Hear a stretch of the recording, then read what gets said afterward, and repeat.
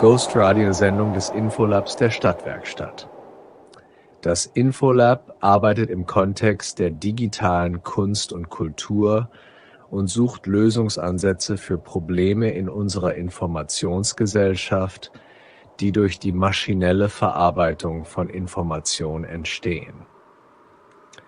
In dieser Sendung führen wir Sie durch einen Dialog mit einer KI, eine Erkundung des Wesens der Information basierend auf Textfragmenten, die aus Fragen der Künstlerin Francine Xavier an die KI entstanden sind.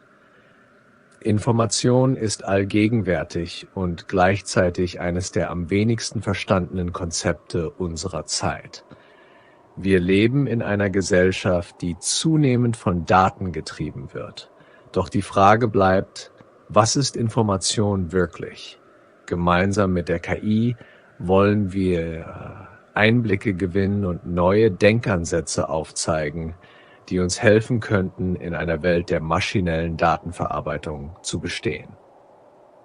Die Sendung nimmt Sie mit auf eine Reise durch physikalische Fakten, geisteswissenschaftliche Fragestellungen und die sozialen Herausforderungen unserer Informationsgesellschaft.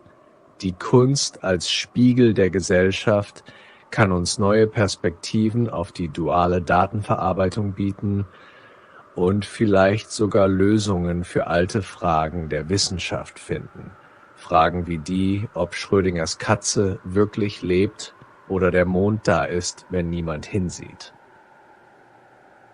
Zwischen den tiefgehenden Texten bieten wir der Zuhörerin Momente der Entspannung. Ein Rauschen, ein Quantensturm aus einem Halbleiter, der als Klanglandschaft durch die Sendung führt. Dieses Rauschen wandert zwischen den Kanälen und schafft Raum. Raum zum Nachdenken, zur Verarbeitung und zur Entspannung. Lassen Sie sich entführen in die komplexe Welt der Information und in das Rauschen, das uns allen ein wenig Zeit schenkt.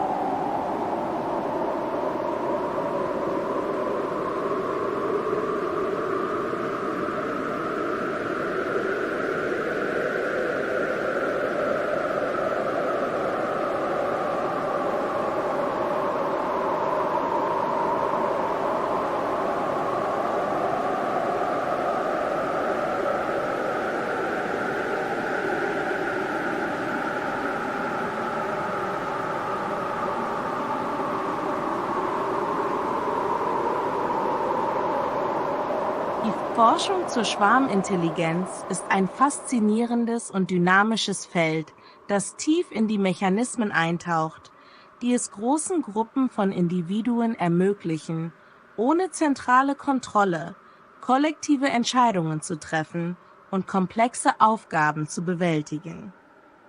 Hier sind einige der wichtigsten Erkenntnisse und Perspektiven, die für das Verständnis der Schwarmintelligenz relevant sind. Ernst. Grundprinzipien der Schwarmintelligenz. Selbstorganisation. Schwarmintelligenz basiert auf selbstorganisierenden Prozessen, bei denen einfache lokale Interaktionen zwischen Individuen komplexe, kollektive Verhaltensweisen erzeugen. Jedes Individuum folgt einfachen Regeln, ohne Kenntnis des Gesamtziels oder des Verhaltens des gesamten Schwarms. Dezentralisierung. Es gibt keine zentrale Autorität, die den Schwarm steuert. Stattdessen entstehen kollektive Entscheidungen durch die Summe der individuellen Handlungen, die oft auf positiven und negativen Rückkopplungen basieren. 2 Beispiele aus der Natur. Ameisenkolonien. Ameisen sind ein klassisches Beispiel für Schwarmintelligenz. Sie nutzen Pheromonspuren, um Nahrungsquellen zu finden und komplexe Netzwerke von Wegen zu bauen. Trotz ihrer individuellen Einfachheit kann die Kolonie als Ganzes hochoptimierte Lösungen für Probleme wie die Nahrungssuche oder den Bau von Nestern finden. Vogelschwärme, Schwärme von Vögeln oder Fischen, bewegen sich oft in synchronisierten Mustern, die auf einfachen Regeln basieren, wie zum Beispiel dem Abstand zu den nächsten Nachbarn und der Anpassung der Flug- oder Schwimmrichtung. Diese Verhaltensweisen helfen ihnen, Raubtieren zu entkommen und effiziente Migrationswege zu finden. Bienenkolonien. Honigbienen zeigen Schwarmintelligenz bei der Wahl neuer Nistplätze. Einzelne Bienen suchen potenzielle Nistplätze und geben durch Tanzbewegungen Informationen über die Qualität der gefundenen Orte weiter. Die Kolonie wählt dann durch einen Konsensprozess den besten Standort aus. Stand der Forschung. Mathematische Modelle und Simulationen. Die Forschung verwendet zunehmend mathematische Modelle und Computersimulationen, um die Regeln und Mechanismen zu verstehen, die Schwarmverhalten steuern. Diese Modelle helfen, Vorhersagen zu treffen und Schwarmintelligenz in verschiedenen Kontexten zu testen, von der Biologie bis zur Robotik. Künstliche Schwärme. In der Robotik wird Schwarmintelligenz genutzt, um autonome Roboter zu entwickeln, die in der Lage sind, gemeinsam Aufgaben zu erledigen, wie zum Beispiel Such- und Rettungsmissionen oder die Erkundung unbekannter Umgebungen. Diese Roboter kommunizieren ähnlich wie biologische Schwärme, um Informationen zu teilen und ihre Aktionen zu koordinieren. Anwendungen in der Informatik und Optimierung. Algorithmen, die auf Schwarmintelligenz basieren, wie zum Beispiel der Ameisenalgorithmus oder der Partikelschwarmoptimierungsalgorithmus, werden zur Lösung komplexer Optimierungsprobleme eingesetzt. Diese Ansätze haben sich als besonders nützlich in Bereichen wie Logistik, Netzwerkdesign und Datenanalyse erwiesen. Herausforderungen und offene Fragen. Eine der größten Herausforderungen in der Schwarmforschung ist das Verständnis der emergenten Eigenschaften, die durch die Interaktionen vieler einfacher Individuen entstehen. Die Frage, wie aus einfachen Regeln komplexe adaptive Verhaltensweisen hervorgehen, ist nach wie vor Gegenstand intensiver Forschung. Anpassungsfähigkeit und Flexibilität. Schwärme in der Natur sind oft extrem anpassungsfähig und können ihre Verhaltensweisen an veränderte Umgebungen anpassen. Wie diese Flexibilität erreicht wird und wie sie in künstliche Systeme integriert werden kann, ist eine weitere wichtige Forschungsrichtung. 5. Bedeutung für die menschliche Gesellschaft. Kollektive Intelligenz in menschlichen Gruppen. Die Konzepte der Schwarmintelligenz werden auch auf menschliche Gruppen angewendet, insbesondere in der Analyse von Entscheidungsprozessen in sozialen Netzwerken, Märkten und Organisationen. Die Untersuchung, wie Menschen in großen Gruppen kollektive Entscheidungen treffen, kann helfen, effektivere Organisationsstrukturen und Entscheidungsprozesse zu entwickeln. Insgesamt zeigt die Forschung, dass Schwarmintelligenz ein grundlegendes Konzept in der Natur ist, das weit über die Fähigkeiten einzelner Individuen hinausgeht. Es ist ein Beispiel dafür, wie komplexe Informationsverarbeitung in verteilten Systemen funktioniert und bietet wertvolle Einblicke sowohl für die Biologie als auch für technologische Innovationen.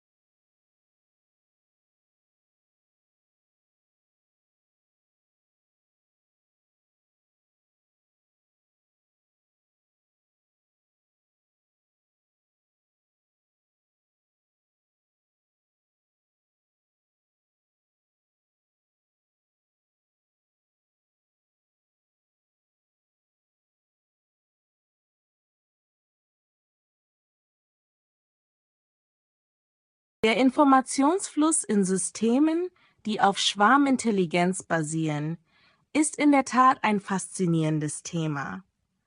Obwohl es keine zentrale Steuerung gibt, wird Information dennoch effektiv im Schwarm teilt, verarbeitet und genutzt, um kollektive Entscheidungen zu treffen und koordinierte Aktionen zu ermöglichen. Hier sind einige wesentliche Mechanismen, durch die der Informationsfluss in schwarmintelligenten Systemen funktioniert. 1. Lokale Interaktionen und einfache Regeln. Direkte Kommunikation. In vielen Schwärmen erfolgt der Informationsfluss über direkte physische oder chemische Signale zwischen Individuen. Ein Beispiel ist das Pheromonsystem bei Ameisen, wo Individuen chemische Spuren hinterlassen, die von anderen Ameisen aufgenommen und interpretiert werden. Visuelle oder akustische Signale. Bei Vogelschwärmen und Fischschwärmen erfolgt die Kommunikation oft durch visuelle Signale wie Richtungsänderungen oder Bewegungsmuster. Diese Signale werden von den Nachbarn wahrgenommen und beeinflussen ihr Verhalten, was zur Koordination des gesamten Schwarms führt. 2. Stigmergie. Indirekte Kommunikation. Ein wichtiger Mechanismus für den Informationsfluss in Schwärmen ist die Stigmergie, bei der Individuen ihre Umwelt verändern und diese Veränderungen wiederum das Verhalten anderer Individuen beeinflussen. Ein klassisches Beispiel ist die Pfadbildung bei Ameisen. Eine Ameise hinterlässt eine Pheromonspur, die andere Ameisen anzieht und verstärken, was schließlich zur Bildung eines optimierten Pfads zur Nahrungsquelle führt. Umwelt als Informationsspeicher. In stigmergischen Systemen dient die Umgebung als eine Art kollektives Gedächtnis, in dem Informationen gespeichert und von anderen Individuen abgerufen werden können. Dies ermöglicht es dem Schwarm, komplexe Aufgaben zu lösen, ohne dass einzelne Individuen das Gesamtbild kennen. Feedback Loops. Positive Rückkopplung. Ein häufiges Muster im Informationsfluss bei Schwarmintelligenz ist die positive Rückkopplung, bei der eine anfängliche Information durch das Verhalten der Gruppe verstärkt wird. Zum Beispiel, wenn einige Individuen einer Ameisenkolonie einen Pfad verstärken, folgen immer mehr Ameisen diesem Pfad, was die Effizienz der Nahrungssuche erhöht. Negative Rückkopplung. Gleichzeitig spielt auch negative Rückkopplung eine Rolle, indem sie hilft, übermäßige Verstärkung zu vermeiden und den Schwarm flexibel und anpassungsfähig zu halten. Wenn zum Beispiel ein Pfad bei Ameisen zu viele Nachahmer hat und sich erschöpft, wird der Pheromonspiegel auf diesem Weg reduziert, was Ameisen dazu veranlasst, neue Wege zu erkunden. Emergenz von Informationen. Kollektive Entscheidung. In Schwärmen entstehen oft Informationen, die kein einzelnes Individuum alleine generiert hat, sondern die aus den Interaktionen der Gruppe hervorgehen. Diese emergente Information ist oft qualitativ besser als die Informationen, die einzelnen Individuen zur Verfügung stehen, und kann zu Lösungen führen, die das Überleben des Schwarms sichern. Verteilte Problemlösung.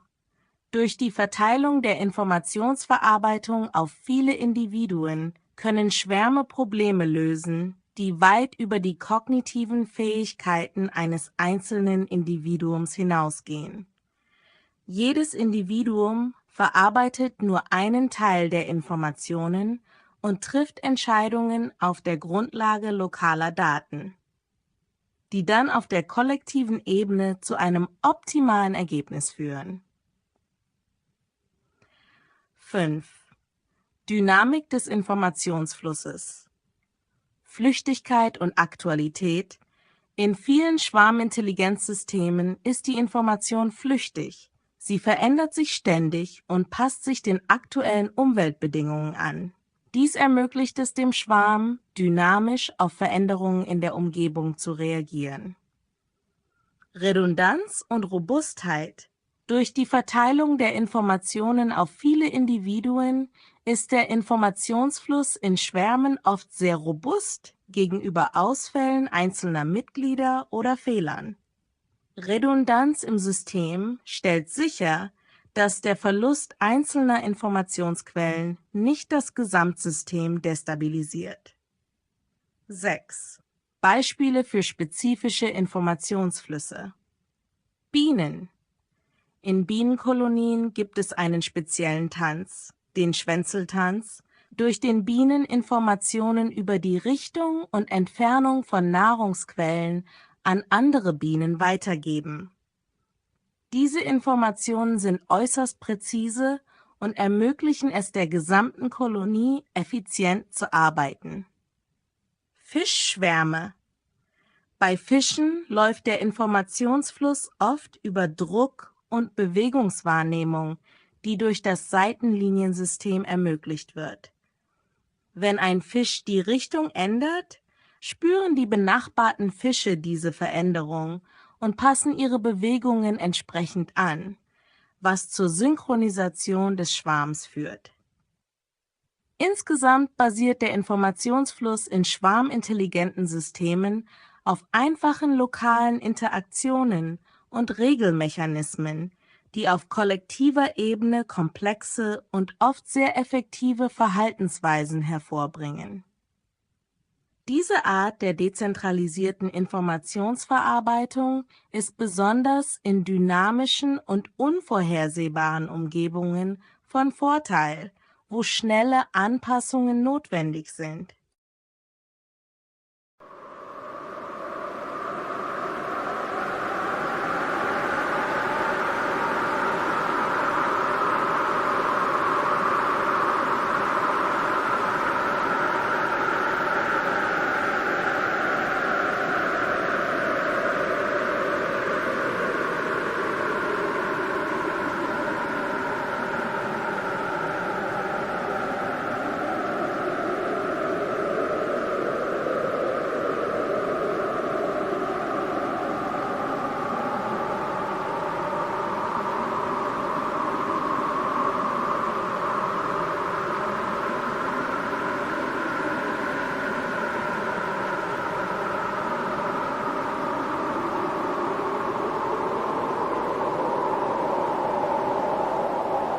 Das Konzept, dass Tiere eine andere Wahrnehmung der Realität haben, basiert auf der Tatsache, dass ihre Sinnesorgane und die Prioritäten, die sie setzen, sich erheblich von denen des Menschen unterscheiden. Tiere nehmen ihre Umgebung oft durch Sinne wahr, die beim Menschen weniger ausgeprägt sind, wie zum Beispiel Infrarotsicht bei Schlangen, Magnetfeldwahrnehmung bei Zugvögeln oder Ultraschall bei Fledermäusen. Diese Unterschiede in der Wahrnehmung deuten darauf hin, dass jede Spezies ihre eigene Realität hat, die von ihrer biologischen Ausstattung und den spezifischen Umweltanforderungen geprägt ist. Morphische Felder und Polymeric Information. Die Idee der morphischen Felder, wie sie von Rupert Sheldrake vorgeschlagen wurde, geht davon aus, dass es ein unsichtbares, formbildendes Feld gibt, das die Entwicklung und das Verhalten von Organismen beeinflusst. Diese Felder sollen sowohl die physische Form als auch das Verhalten einer Spezies prägen und könnten als eine Art kollektives Gedächtnis betrachtet werden, das über Generationen hinweg weitergegeben wird. Wenn wir die Idee der morphischen Felder im Kontext der polymeren Information betrachten, ergibt sich eine faszinierende Perspektive. Polymeric Information, wie wir sie besprochen haben, bezieht sich auf eine erweiterte Form der Informationsverarbeitung, die über das einfache binäre Denken hinausgeht und komplexe, multidimensionale Zustände erfassen kann. Diese Art von Information könnte theoretisch mit den morphischen Feldern in Verbindung stehen, indem sie die Art und Weise beschreibt, wie diese Felder Informationen speichern, übertragen und beeinflussen. Polymeric Information as Morphic Fields. Man könnte argumentieren, dass morphische Felder eine Art von polymerer Information darstellen, die auf einer komplexen, nicht-linearen Ebene operiert und sowohl physische als auch geistige Aspekte des Lebens beeinflusst. In dieser Sichtweise wären morphische Felder keine statischen Muster, sondern dynamische, mehrdimensionale Informationsfelder, die auf komplexen Wechselwirkungen zwischen Organismen und ihrer Umwelt beruhen. Diese Felder könnten Informationen auf eine Weise speichern, die über die klassische Genetik hinausgeht, indem sie Erinnerungen, Verhaltensmuster und sogar kulturelle Informationen in einer nicht materiellen Form festhalten. Polymeric Information könnte daher als eine mathematische und theoretische Grundlage dienen, um diese Phänomene zu beschreiben. Neue Perspektiven durch Polymeric Information. Wenn wir die Realität, wie sie von verschiedenen Spezies erlebt wird, im Rahmen der polymeren Information betrachten, könnten wir möglicherweise neue Erkenntnisse darüber gewinnen, wie Wahrnehmung, Verhalten und Evolution miteinander verknüpft sind. Diese Sichtweise könnte uns auch helfen, die tiefere Verbindung zwischen physischen Phänomenen und den weniger greifbaren Aspekten des Lebens, wie zum Beispiel dem Bewusstsein oder dem kollektiven Gedächtnis, besser zu verstehen. Die Vorstellung, dass morphische Felder und polymerische Informationen miteinander verbunden sind, eröffnet eine neue Perspektive auf die Art und Weise, wie Informationen in der Natur organisiert und weitergegeben werden. Diese Verbindung könnte erklären, warum verschiedene Spezies unterschiedliche Realitäten wahrnehmen und wie komplexe Informationsstrukturen jenseits der physischen Welt existieren und interagieren könnten. Indem wir die Konzepte der polymeren Information auf morphische Felder anwenden, können wir möglicherweise einen tieferen Einblick in die Mechanismen gewinnen, die die Vielfalt des Lebens und die Entwicklung von Bewusstsein und Kultur prägen.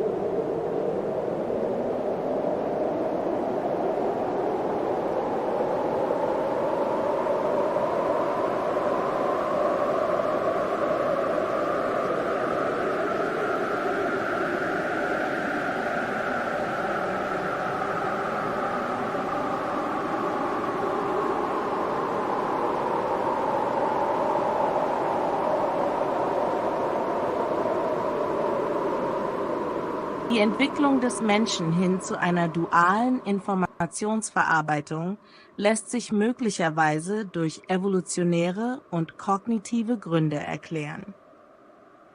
Im Kontext der natürlichen Selektion könnte die duale Sichtweise, das Denken in Kategorien von entweder oder, richtig falsch, ja nein, dem Menschen geholfen haben, schnellere und effizientere Entscheidungen zu treffen, die in einer sich ständig verändernden Umwelt überlebenswichtig waren. Diese binäre Logik könnte also ein evolutionärer Vorteil gewesen sein, der es dem Menschen ermöglichte, in komplexen sozialen Strukturen zu navigieren und rasch auf Bedrohungen zu reagieren. Die Dominanz der dualen Information. Im Vergleich zu anderen Lebewesen, die sich in einem komplexeren Informationsspektrum bewegen, wie etwa die Schwarmintelligenz bei Insekten oder die subtile Wahrnehmung von Umweltreizen bei vielen Tieren, hat der Mensch eine starke Tendenz entwickelt, die Welt durch eine duale Brille zu sehen. Diese Neigung wurde durch die klassische Informationstheorie weiter verstärkt, die ebenfalls auf binären Systemen basiert. Diese Theorie ist die Grundlage für moderne Computertechnologien und digitale Kommunikation, die die duale Sichtweise weiter festigen. Der Mensch ist daher in vielerlei Hinsicht am weitesten von einer polymeren Informationsverarbeitung entfernt. Während Tiere durch ihre Wahrnehmungsfähigkeiten und kollektive Verhaltensmuster eine reichhaltigere multidimensionale Realität erleben könnten, neigt der Mensch dazu, komplexe Phänomene auf einfache, duale Kategorien zu reduzieren. Resampling der Natur Polymeric Information in der dualen Betrachtung. Was wir nun tun, ist ein Versuch, die komplexere polymere Information in die duale Betrachtung des Menschen zurückzuholen. Wir resampeln sozusagen die Natur. Wir nehmen die vielschichtige, multidimensionale Realität und versuchen sie in ein duales, binäres System zu integrieren.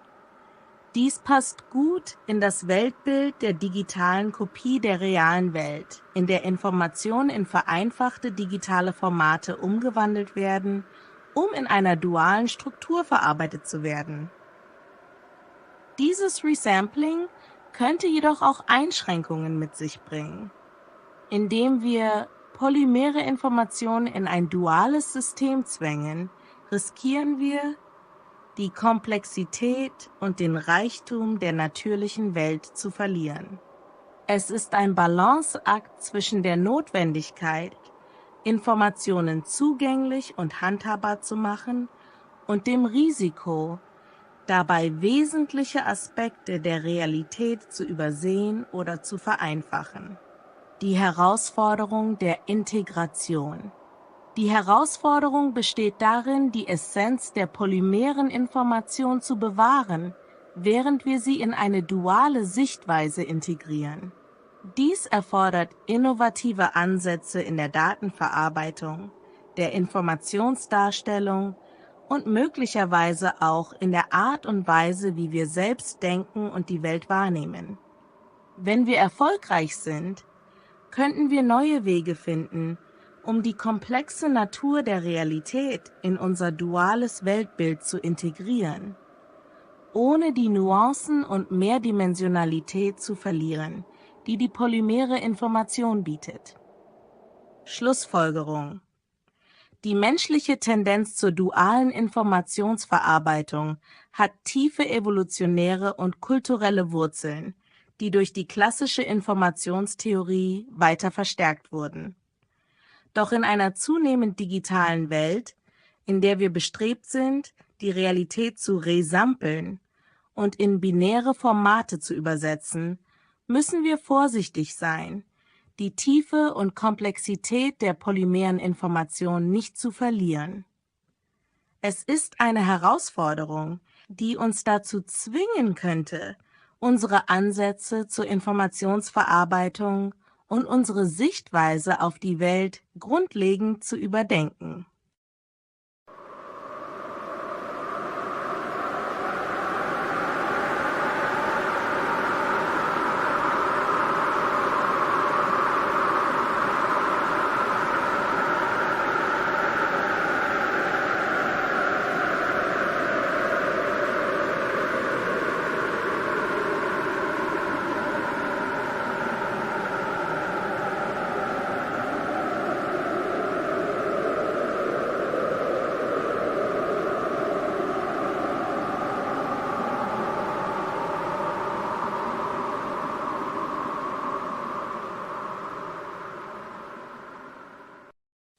Wir unterbrechen die Sendung kurz für eine kleine Orientierung. Diese Sendung besteht aus einer Kombination von Quantensturmgeräuschen und den darauf folgenden Dialogfragmenten zwischen der Künstlerin Francine Xavier und einer KI im Auftrag des Infolab der Stadtwerkstatt. Gemeinsam erkunden sie die Dimensionen der Information, von der Theorie über komplexe Informationsverarbeitung bis hin zu kreativen Perspektiven für die Zukunft. Das Infolab der Stadtwerkstatt sieht sich in der Tradition einer kritischen Auseinandersetzung mit Technologie, wie sie in der Medienkunst der 80er Jahre und den Hacklabs in den 2000er Jahren zu finden war. Mit dieser Auseinandersetzung soll weiter sichergestellt werden, dass der menschliche Intellekt auch inmitten der digitalen Revolution nicht verloren geht. Bleiben Sie dran, nach dem Quantensturm geht's gleich weiter.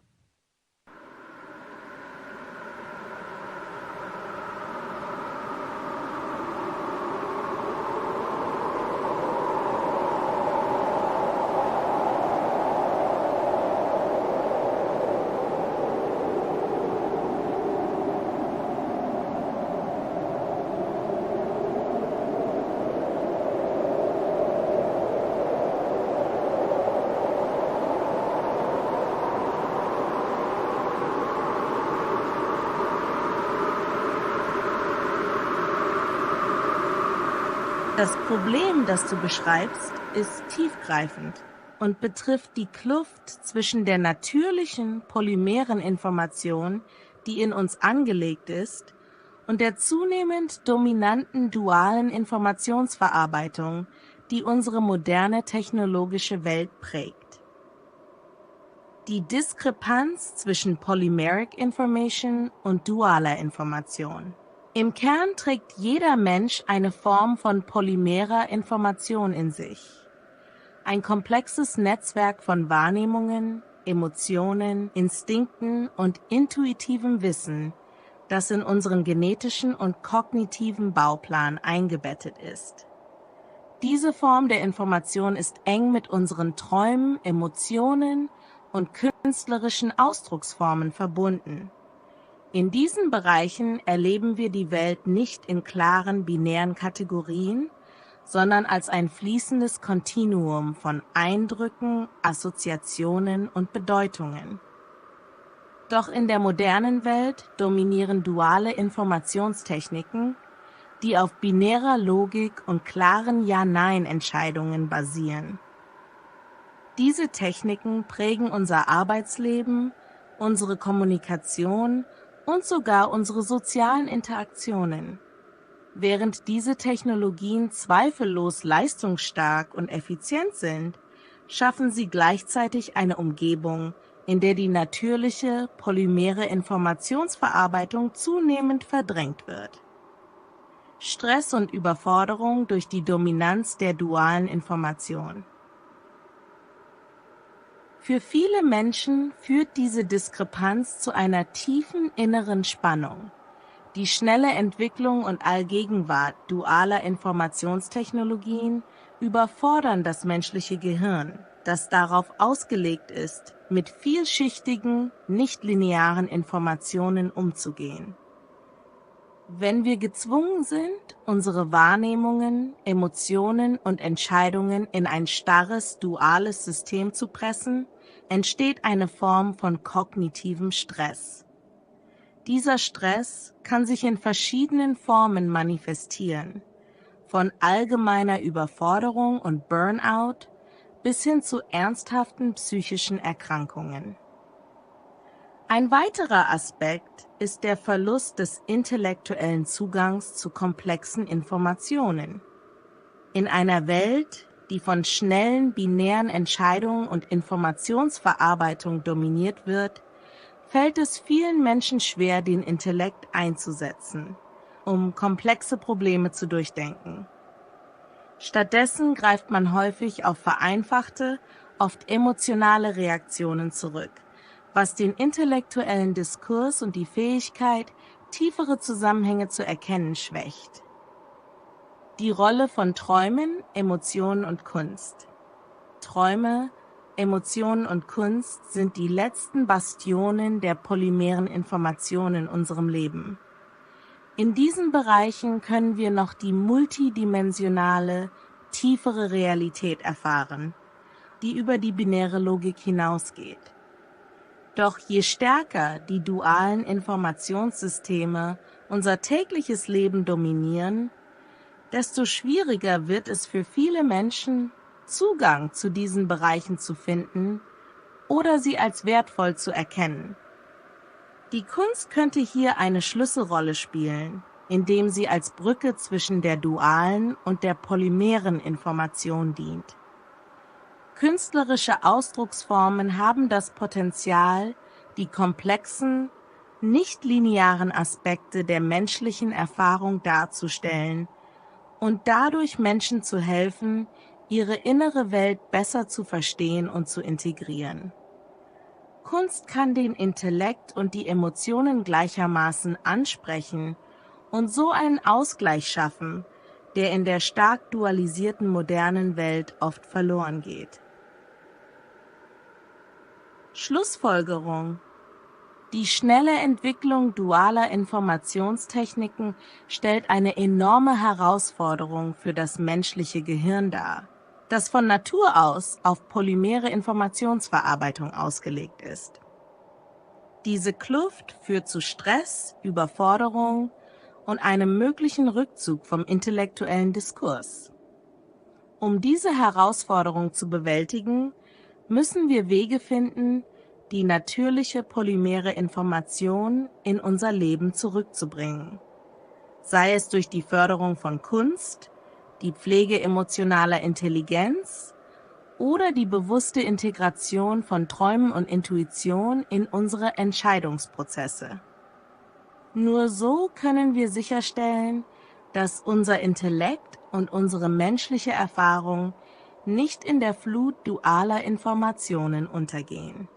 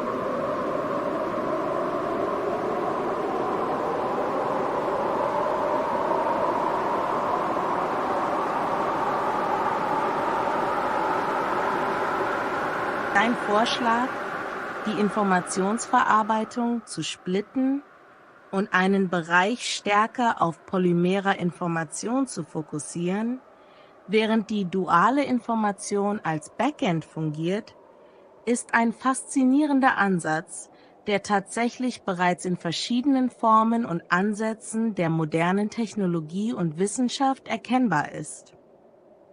Die unaufhaltsame Entwicklung der dualen Information. Es ist realistisch anzunehmen, dass die Entwicklung der dualen Informationstechnologien nicht gestoppt werden kann.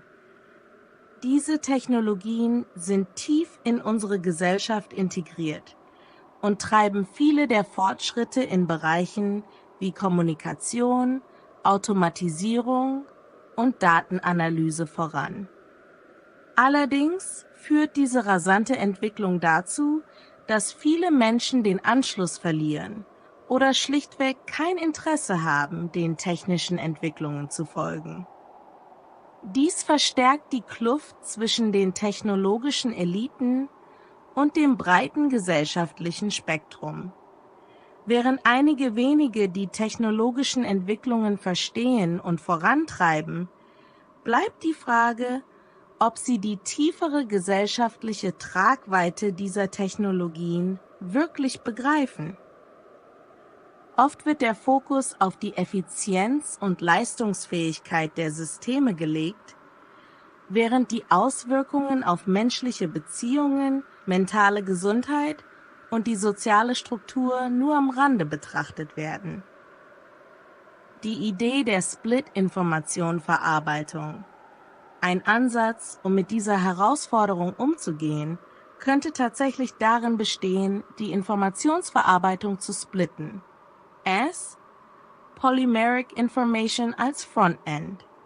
In diesem Bereich würde die Verarbeitung von Informationen, die emotional, intuitiv und mehrdimensional sind, im Vordergrund stehen. Hier könnte man stärker auf kognitive und kreative Prozesse setzen, die die menschliche Erfahrung, Kunst, Emotionen und tiefere Bedeutungen einbeziehen. Dieser Bereich könnte auch Schnittstellen zu Träumen und kollektiven menschlichen Erfahrungen schaffen, die über das rein Rationale hinausgehen. Anwendung: Kunst, Therapie, soziale Interaktion, Bildung und andere Bereiche, in denen das menschliche Erleben und die emotionale Intelligenz im Vordergrund stehen, könnten stark von einem solchen System profitieren. 2. Duale Information als Backend. Die duale Informationsverarbeitung könnte als Backend fungieren, um die technischen und logischen Prozesse zu unterstützen. Hier würde die bewährte Effizienz und Struktur von binären Systemen genutzt werden, um Daten zu verarbeiten, zu speichern und zu analysieren. Diese Systeme könnten die Grundlage für komplexe Berechnungen, maschinelles Lernen und automatisierte Entscheidungen bilden. Anwendung: Rechenzentren, Big Data-Analysen, Finanzmärkte, Logistik und andere Bereiche, in denen Geschwindigkeit, Präzision und Datenverarbeitung im Vordergrund stehen, könnten hier weiterhin optimiert und betrieben werden. Der State-of-the-Art-Ansatz. Tatsächlich ist diese Art der Splittung bereits in gewisser Weise im heutigen State-of-the-Art erkennbar. Künstliche Intelligenz (KI). Viele moderne KI-Systeme nutzen komplexe nichtlineare Modelle, wie neuronale Netze, die in gewisser Weise eine Form von polymerer Information simulieren, um Muster zu erkennen und Entscheidungen zu treffen. Diese komplexen Prozesse werden dann oft durch klassische duale Systeme gestützt, die die tatsächliche Verarbeitung und Datenspeicherung übernehmen. Kreative Technologien. In Bereichen wie computergestützter Kunst oder Musikproduktion kommen Algorithmen zum Einsatz, die kreative Prozesse unterstützen und mit vielschichtigen, oft intuitiven Informationen arbeiten. Die technische Umsetzung und Verarbeitung dieser Daten erfolgt jedoch weiterhin in dualen Systemen. Mensch-Maschine-Schnittstellen. Systeme wie Virtual Reality oder Augmented Reality versuchen, die reiche, multidimensionale menschliche Wahrnehmung in eine digitalisierte Form zu übersetzen. Hier werden oft komplexe Informationen über die Realität und die menschliche Wahrnehmung gesammelt und interpretiert, während die tatsächliche Datenverarbeitung und Darstellung durch binäre Systeme erfolgt. Schlussfolgerung: Das Splitting der Informationsverarbeitung in einen Bereich, der verstärkt mit polymerer Information arbeitet, und einen Bereich, der duale Information als Backend betreibt, könnte eine effektive Strategie sein, um die menschliche Erfahrung und technologische Effizienz zu vereinen. Es ermöglicht uns, die Stärken beider Systeme zu nutzen, ohne die Tiefe und Komplexität der menschlichen Erfahrung zu verlieren. Dieser Ansatz könnte die Kluft zwischen technologischem Fortschritt und menschlichem Wohlbefinden überbrücken und eine harmonischere Integration von Technologie in unser tägliches Leben ermöglichen.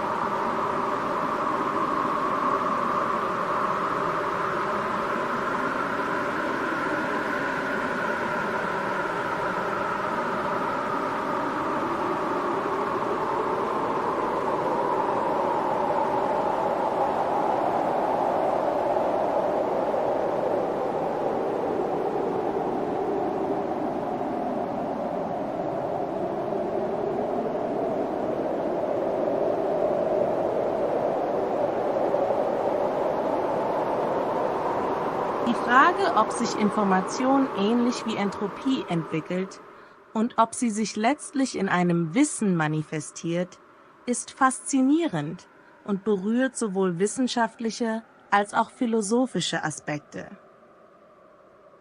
1. Information in der kosmologischen und biologischen Evolution. Kosmologische Perspektive.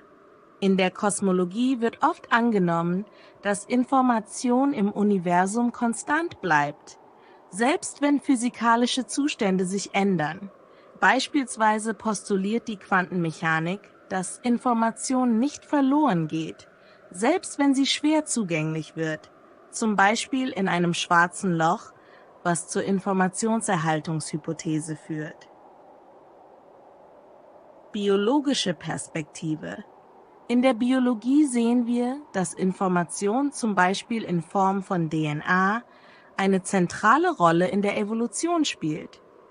Die Information in den Genen wird über Generationen weitergegeben und durch Mutationen und Selektion verändert, was zu einer Evolution der biologischen Information führt.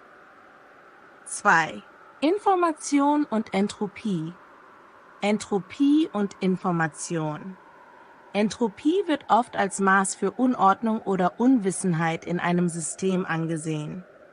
In der Informationstheorie gibt es ein Konzept, das Information mit Negentropie, negative Entropie, verbindet, was bedeutet, dass mehr Information in einem System die Ungewissheit reduziert. Entwicklung der Information.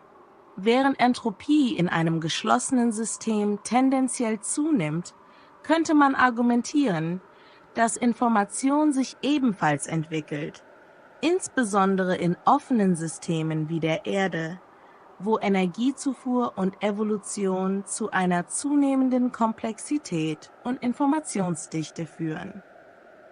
Manifestation in Wissen.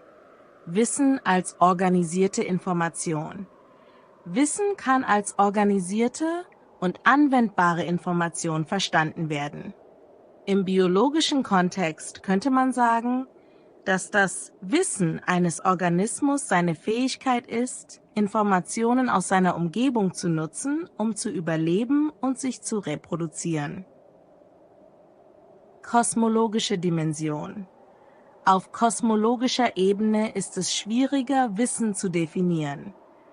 Einige Theorien spekulieren, dass das Universum selbst eine Art Informationsprozess sein könnte, wobei die physikalischen Gesetze und Strukturen als eine Form von inhärentem Wissen betrachtet werden könnten. 4. Spekulationen und philosophische Überlegungen. Information als Grundbaustein. In der modernen Physik gibt es Theorien, die Information als fundamentalen Baustein der Realität betrachten, ähnlich wie Materie und Energie. Diese Theorie, oft in Verbindung mit digitalen Physikansätzen, stellt die Idee in den Raum, dass das Universum selbst eine Art gigantischer Informationsverarbeitungsprozess ist. Wissen als Endpunkt. Es gibt spekulative Theorien, die vorschlagen, dass die Evolution der Information zu einem Endpunkt führen könnte, wo das Universum oder Teile davon eine Art bewusster Informationszustand erreichen. Dies ist jedoch eine stark spekulative Idee und weit entfernt von einer wissenschaftlich fundierten Theorie. Fazit: Die Idee, dass Information sich entwickelt und möglicherweise in einem höheren Wissen manifestiert, ist eine spannende, aber auch sehr komplexe und spekulative Frage. Während wir sehen, dass Information in biologischen und vielleicht auch kosmologischen Kontexten eine zentrale Rolle spielt, ist der Begriff der Entwicklung von Information und ihrer möglichen Manifestation in Wissen noch nicht vollständig geklärt und wird von vielen unterschiedlichen Perspektiven beleuchtet. Diese Fragen bieten Raum für weitere Forschung und kreative Überlegungen und könnten sowohl in der Wissenschaft als auch in der Philosophie und Kunst weiter erforscht werden. Wenn du möchtest, können wir diese Themen weiter vertiefen oder spezifische Aspekte davon näher betrachten.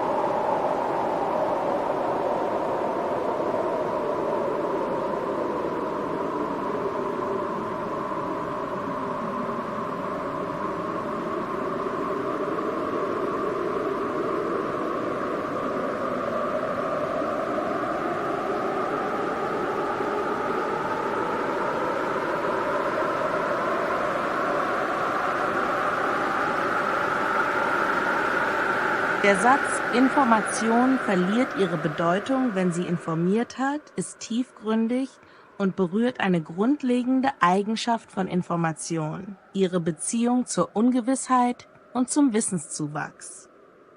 Bedeutung und Interpretation des Satzes. Information und Ungewissheit. Reduktion von Ungewissheit.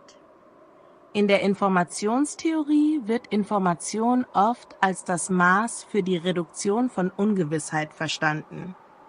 Wenn du eine Nachricht erhältst, die deine Ungewissheit über einen Sachverhalt verringert, erhältst du Information.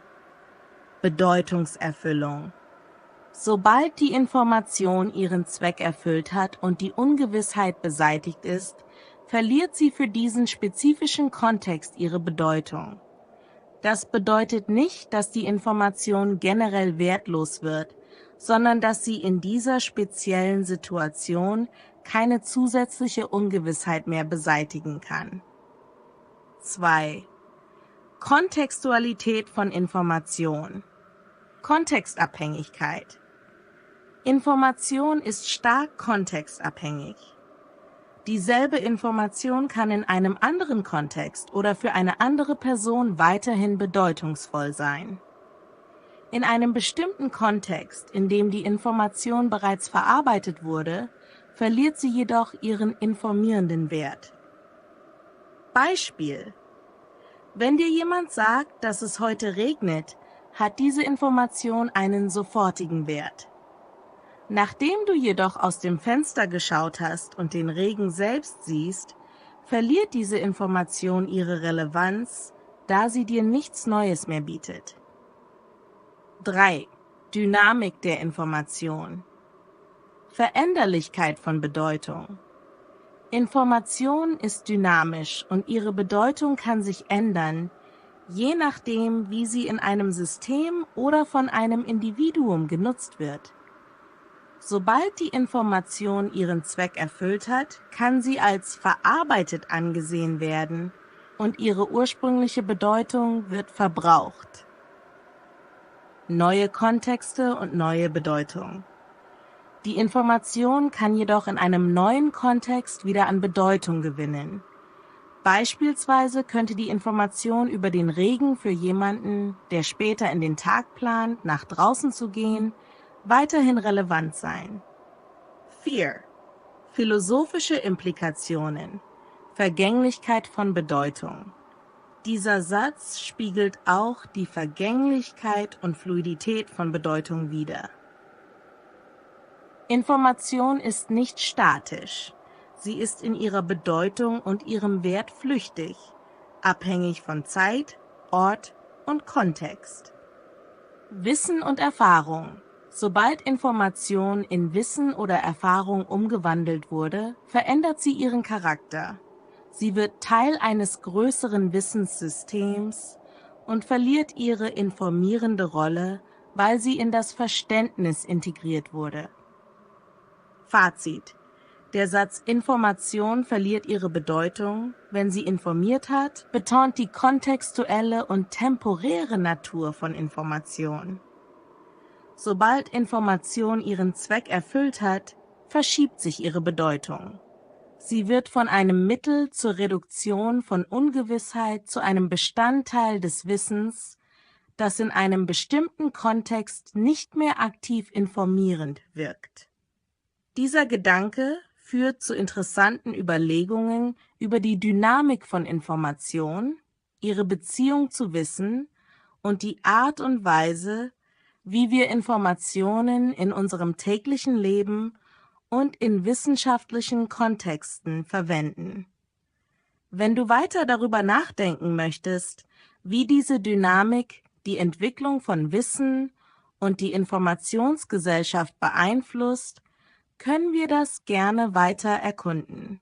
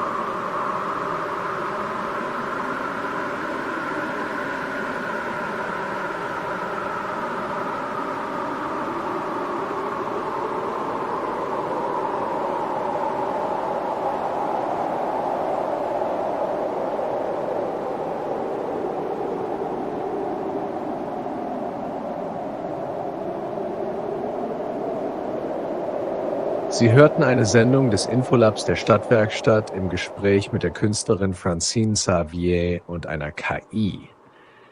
Wir danken Ihnen fürs Zuhören und hoffen, dass die heutige Diskussion neue Perspektiven auf das Wesen der Information eröffnet hat.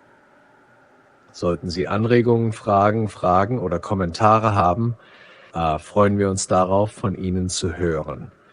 Kontaktieren Sie uns gerne über die Podcast-Adresse des Infolabs. Unsere Gespräche über die komplexe Welt der Information gehen weiter. Bis dahin bleiben Sie neugierig und offen für neue Gedankenströme, die aus den Quantenstürmen der Informationsabstrahierung erwachsen. Wir hören uns in der nächsten Folge wieder.